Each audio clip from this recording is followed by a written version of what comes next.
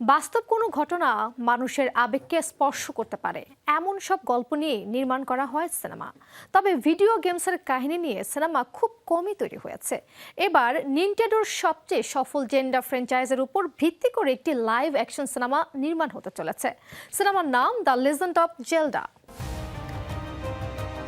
বিশ্বের মধ্যে animation cinema নির্মাণ ও গেমস ডিজাইনে বরাবরই সেরা জাপানিজ নির্মাতারা। দ্য লিজেন্ড অফ জেলডা হলো জাপানি গেম ডিজাইনার শিগেরু মিয়ামোতো ও তাকাশি তেজুকা দ্বারা নির্মিত একটি ভিডিও গেম সিরিজ, যেটি প্রকাশ পায় ভিডিও গেম কোম্পানি নিনটেন্ডোর ব্যানারে ৮০ দশকে।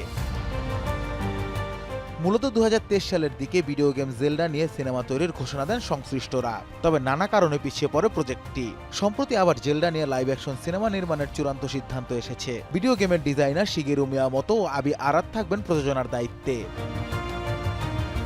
দ্য লিজেন্ড অফ জেলডা মূলত শিগেরু মিয়ামোতোর একটি অনুসন্ধানী ঘটনার উপর অনুপ্রাণিত হয়ে নির্মিত হয়েছিল। তিনি তার শৈশবের বাড়ির আশেপাশের পাহাড়, বন ও গুহায় ছোটবেলা থেকে বিভিন্ন জিনিসের অনুসন্ধান করতেন, যেখানে তিনি খুঁজে পেতেন নির্জন হ্রদ, গুহার মনোমুগ্ধকর শব্দ ও গ্রামীণ নৈসর্গিক পরিবেশ। মূলত এসব পরিবেশ ও পরিস্থিতির উপর নির্ভর করে সাজানো হয়েছিল ভিডিও গেমসটি।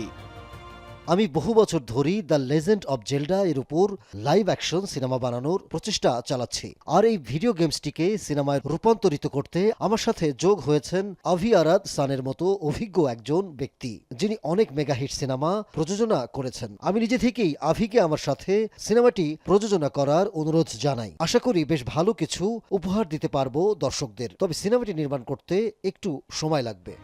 জানা যায় সনি পিকচার্স এন্টারটেইনমেন্ট ও নিনটেন্ডো যৌথভাবে অর্থায়ন করবে সিনেমাটিতে, তবে বেশিরভাগ অর্থের যোগান দেবে নিনটেন্ডো। সিনেমাটির পরিচালনার দায়িত্বে থাকতে পারেন kingdom of planet of the apps এর পরিচালক ওয়েস বল। ২০২৭ সালের মার্চে প্রেক্ষাগৃহে মুক্তি পাবে সিনেমাটি। Anas Imran, showbiz tonight.